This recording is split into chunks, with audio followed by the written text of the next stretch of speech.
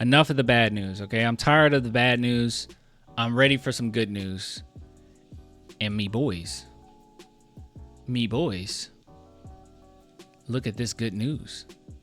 If it loads up, it's loading. It's loading, guys. It's loading. But you can see it right here. There you go. Devin Vassell posted this about a couple days ago. And it says, so close. And we already know that he was supposed to play pretty soon. So we just got news while we're going live from Shams. You guys told me it is Shams. Shams, that our boy Devin Vassell will be returning apparently on Saturday versus the Utah Jazz. So this should be a lot of fun. I guess the question is this. So we know how Popovich is when it comes to, his players, right? He wants to make sure that they're okay, give them, limited minutes, let them kind of ease into the role that they were at. I wonder, I know it's his program, so more than likely they'll still do this. And Mitch Johnson said he's been in constant communication with Pop, but I wonder if Mitch Johnson gives him a little extra minutes than what, Pop would do. I don't know. It's a question. It's not like he has no power at all on what he can do as a coach. But yeah, it's a question. I honestly think it'll be limited. I think it should be limited. But I also would not be surprised if Devin Vassell has a really good game. From everything that we've been hearing from the camp is that he is ready. He's good. He looks fine. He said that he feels fine. He's been getting plenty of reps in. So he's been doing his thing. It's not like he's been sitting out this entire time. So he's been working pretty hard. And the one thing that's really important is the confidence of Devin Vassell. I think that it also helps that he's been with the team. Sometimes you suffer certain injuries and you're not with the team at all and you're just gone. He's been constantly coaching us up, constantly looking at things on the court, talking to all of his teammates, just communicating super well. I think that he's going to be able to come in seamlessly. I really do believe that. I think he'll come in seamlessly. And I've been of the notion this entire time that, yes, Steph Castle benefits tremendously from the addition of Chris Paul, but I think Devin Vassell would benefit maybe the most, if not about the same as Castle. Because, as you guys remember, Devin Vassell, when his role with the Spurs initially was kind of just a 3-and-D, catch and shoot type player. When we went to the play-in and, obviously DeJounte Murray gave us a stinker, Devin Vassell went off, but he didn't go off from, crazy moves on the court or anything. He didn't throw out some sham gods. He was just catching and shooting. And I think that having someone like Chris Paul is going to make it so much easier, because last season, while he could hit those shots, they were some really tough shots he had to take. So this is going to be nice. This is going to be really nice. Very similar to Devin. Very similar to Jeremy Sohan. I think Devin Vassell is also just solid in his game now. So he's going to be another pillar for this team. Wemby's still figuring things out. Obviously didn't have the entire offseason to work on his game, but Devin is very solid. So I think this is going to be really nice. DeMar is good, but limits us in many ways. Who mentioned DeMar DeRozan? Wish we kept DeMar. Oh, okay, I see. No, Antonio, no, you don't. No disrespect to him, but yeah, his play style is just, it was limiting. Devin got the bucket getter archetype. So good. Devin and Steph gonna have the same hairstyle on the court. Gonna be so nice.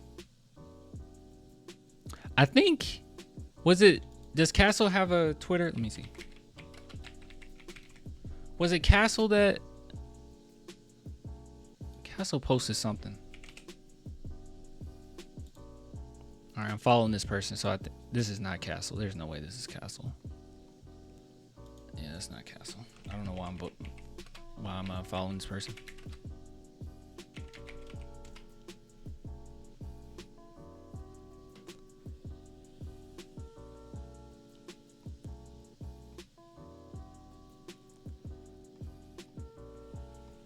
Okay, I can't find it.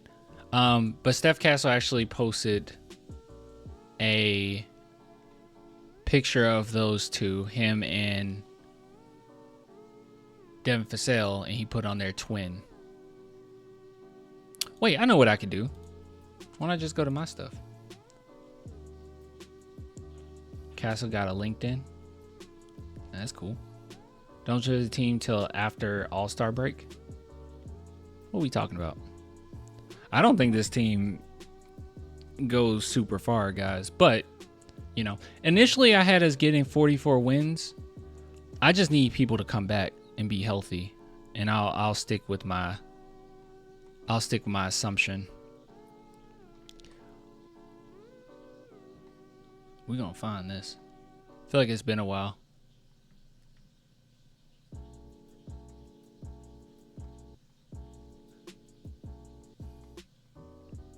I'm gonna find it.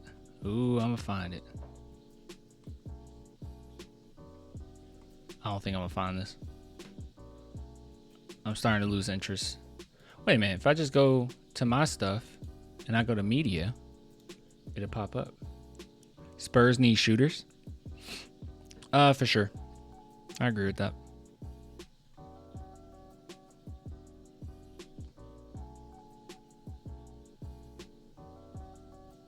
There we go.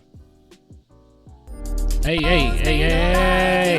Don't copyright me, all right?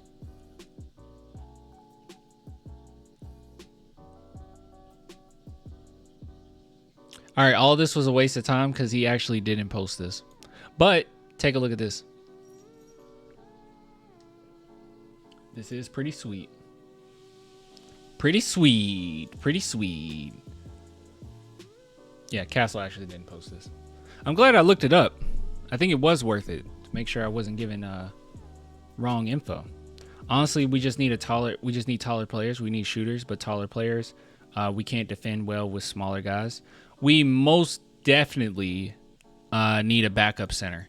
I keep saying that. The Spurs are not using Charles Bassey at all, and it might be due to his size, honestly. And I love me some Mamu, but he just isn't. He's not a backup center. That's all I'll say. I do love him though. Give Mamu minutes. He's been playing great. Use this draft to replace Collins and Bassey. You could. I still think the Spurs are in the. I still think that they're in the situation where you could probably choose the best player available and be fine. There's no real positions on our team that's on lock other than starting center, maybe the power forward position, but it's still kind of iffy on whether or not you want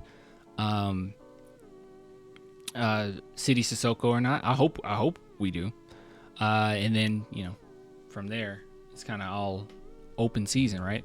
As great as I think Stephon Castle has been at point guard, you could probably replace that if you want it.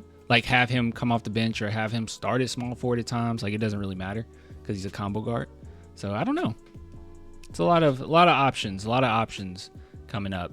But I definitely wouldn't use a lottery pick on a backup center. I probably wouldn't do that. I don't think that that's worth it.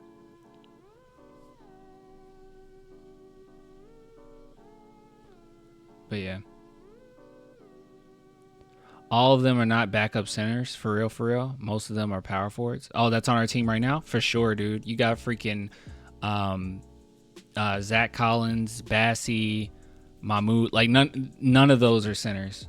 And centers are expensive nowadays. It's not like you can just get a center for the cheap, necessarily. You're going to have to do something. We do have a lot of picks. You could probably maneuver some of those picks. We have so many second-round picks in next few years. Maybe you could package some.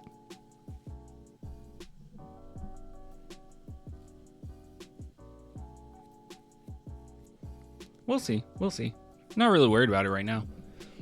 I'm just excited for this upcoming draft and everything. I mean, obviously this season is going to be awesome, right? I think we'll get quite a few wins, more wins than we expect. And we've already experienced quite a few wins, you know, this early on. It's been some nice wins, some fun wins. So yeah, just give it some time. Oh, dude, thank you, AR Doc, for the super chat. He says the struggles for rebound is real when Wemby and Sohan aren't on the floor. That is true. That is very true. Anyways, sorry, this segment, when I don't know what this segment even is. Look, this is some good news though. The good news is our boy Devin Vassell is coming back. He's close. It's gonna be nice, and yeah, he's gonna save us quite a bit. Okay, I kept looking at his photo. I didn't realize he had his last name on his back. I don't think I would do that, but that's cool. It looks good, at least. All right. In this segment, awesome tattoo. It does look good. All right.